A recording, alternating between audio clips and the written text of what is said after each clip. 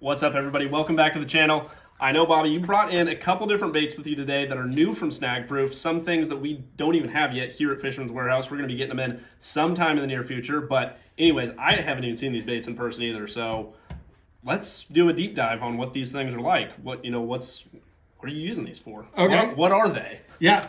Well, we've got a couple of, I don't even know where to start here. You know, it's hard to find me with a lost. We'll start with the name. This is the new Zoo series from SnapProof, and you got the Zoo Dog, you got the Zoo Dog right here, you got the Zoo Pup, and then you got the Zoo Pop. Okay, so this is like your Rico, this is like your Yellow Magic, this is like your Pop R. This is like about the standard size of a Zara Spook right here, the Zoo Dog. The old school Zara Spook, I mean, oh my gosh, how many? And then the Zoo Pup, which is about the size of the baby Zara Spook, okay? Well, you know, with these guys here, the Zara Spook, I've always been a topwater junkie. You know, I started with the Man's Rat and the Bill Plummer Super Frog. Bill Plummer Super Frog, you know what that is. And, you know, the SnapProof's been around since 1964. And they used to be on the back of the comic books, and guys used to look at that frog back there, and Mr. Ehlers put that picture back there, and everybody used to you either made fun of it, or you went out and had some success with it, and you knew what the potential was, but you just laughed when everybody laughed. Ha, ha, ha. Well, I'm killing with that thing. You guys keep laughing about it.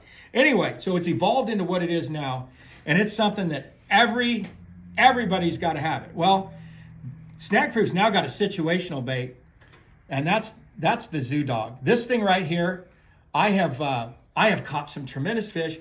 The Zara Spook. I used to throw the Zara Spook, again, the Plumber Super Frog, the Snagless Sally, the Johnson Weedless Spoon, anything, Weed Walker. I mean, you throw that thing out, pull it back, and it would throw water this high. All that stuff that I was just obsessed with, watching fish go through the surface to eat something. Pencil poppers, all, you know, cotton cordell, pencil pop, all that stuff. I was just, anyway. Well, the Zara Spook, Charlie Campbell, he got that Zara Spook thing, and he won a lot of tournaments back east with the Zara Spook. It's just a cigar-looking bait, and if you twitch it right, you get a little bit of slack in your rod tip, and you can make that bait. The whole trick to this is being able to make it do this. And that's where walking the dog came from. That's, you've heard the phrase in the bass fishing game, walk the dog, walk the dog. Well, that's what this is.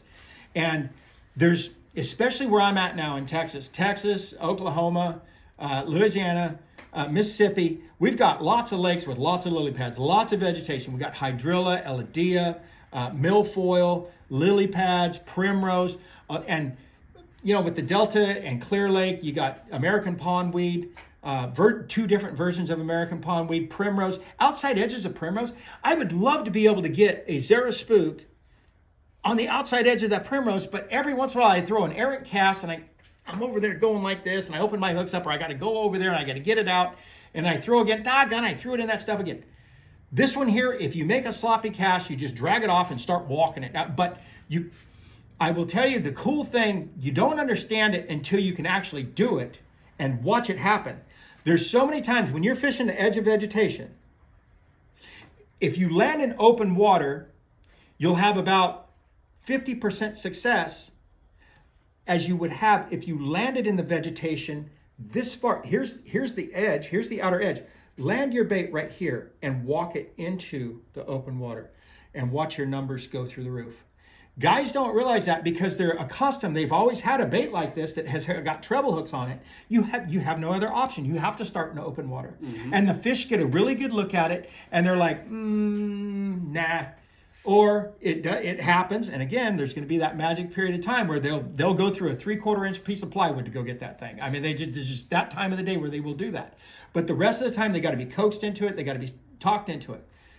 But when you have them, here's the edge right here, and it lands right here, and they're sitting right here. They're suspended in that grass. They're a foot down. They're up here. Maybe their hackles are right on or they're in here. And this thing goes plop. They do this. You force that fish into making a decision. Mm-hmm. You don't let that fish decide whether he wants. You force him. This thing goes plop, and they immediately do this. And then it movement. And it gets to as soon as it touches that open water, they come get it. And it is amazing. You think you're the smartest guy in the room when you start to figure that kind of stuff out. But there's only it's a situational type of a bait. And what you're going to find out with this bait right here is it's cool. The colors are amazing. I love this one right here. I love the bone and the Tennessee shad color and the black one. I've had tremendous success with the black one too. The first thing you're going to find out, it is a situational bait, and you're almost always going to start with a regular frog. But you're going to see where there's no wind, the water's really clear, and the standard frog, the big bulky, it's kind of awkward. Yeah, I catch a lot of them in open water, man. But the thing is, with this right here, this is just another click or two more natural looking. Mm-hmm. And this can trigger those one or two extra fish, and they're those high quality bass that you can fake out with something like this. The thing that you got to understand with this guy here is and it's the hardest thing, you're going to mess up a few of them. You got to hesitate just a half a click. Ooh, let them you can't swing on white. I always swing on whitewater. If my frog is gone, if I can't see that frog, I'm swinging. I've been telling my clients that for 25 years.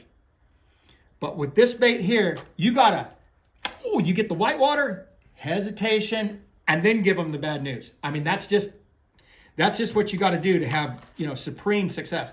But again, you got the two different sizes. I always try to get them to eat the zoo dog. If that water's really clear and they're being finicky, like on Caddo Lake, had some great days with this guy here. They do that Mickey Mouse roll on it, and this little mylar back there, that is a humongous deal. They love that mylar. That mylar is a major, major, major deal. Very, very cool. And then the zoo pop. The zoo pop, I don't know what, it's just like a frog. Those of you that spend a lot of time at Clear Lake and most guys have got a lot of frog time under their belt now. But you will notice that February, March frog, yes, I did say March frog bite. Some of the biggest bass that I ever caught were February and March, dead stick in a frog, throw to a key spot, and just first movement, big ones. Usually pre-spawn fish, sometimes post-spawn fish. But it's that the dip, after you go through that, you will get to May, and they kind of get off. They'll still eat the regular frog, but they get into that popping frog. Mm-hmm. They just like that. They like that sound. They like that different sound, that different cadence, that pushing of the water. For whatever reason, that's when your poppers, and that's when your prop baits and all that. It's just whatever those goofy fish go through until July. And then a lot of times right on through the summertime, they'll just stay, and you won't have to throw a regular frog after that. They'll get into that popping style frog. Well, all those little places, man, I wish I had a little popper. This is a pop R. This is a yellow magic. This is a Rico style that you can throw into vegetation now. It's thinner, it's skinnier, it's more streamlined, it's more shad-like, it's more baitfish pattern-like than a poppin' style frog. And so that's what they tried, and it's got the little mylar tail on that guy too, which I'm telling you, I've seen it. I mean, it is just amazing. I get so many of them guys that come crack that thing because of that right there. They just dig that. That's a good looking bait. It is a good That's a really good looking bait. I had some really good success with this too. So give it a shot. Fisherman's Warehouse will have some of this stuff here very, very shortly. Mm-hmm. Say goodbye, Luke. Goodbye. Thanks for tuning in. We'll catch you soon.